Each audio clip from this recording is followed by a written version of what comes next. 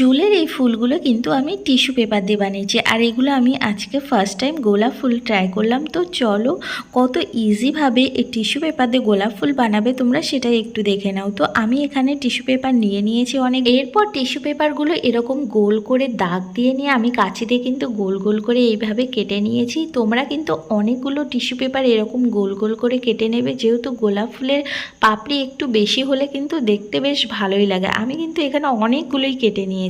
এরপরে গোল করে কেটে রাখা টিস্যু পেপারগুলো আমি কালারিং করে নিয়েছিলাম ঠিক এইভাবে সাইড দিয়ে। তো একটা টিস্যু পেপার কিন্তু আমি দু রকমের কালার করেছিলাম ঠিক এই রকমভাবে, আর আরেকটা টিস্যু পেপার অন্য কালার করেছিলাম। তো আমি এখানে দু রকমের গোলাপ যেহেতু বানাবো তাই এই রকম দু রকমের করে নিয়েছি।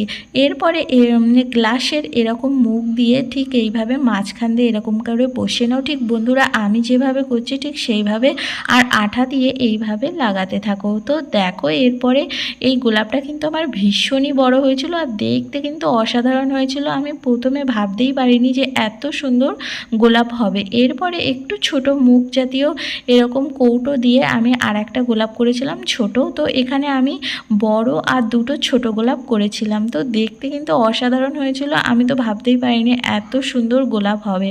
এরপরে আমি ভাবলাম চলো চুলে এবার দিয়েই দেখি। তো যেহেতু আমি খোপায় দেওয়ার জন্যই বানিয়েছিলাম, একটু অন্যরকম হলেও কিন্তু খারাপ লাগছিল না। তোমাদের কেমন লাগলো একটু কমেন্ট করে জানিও বন্ধুরা। তো আমার তো বেশ ভালোই লেগেছে, তোমরা একটু ট্রাই করতে পারো কিন্তু।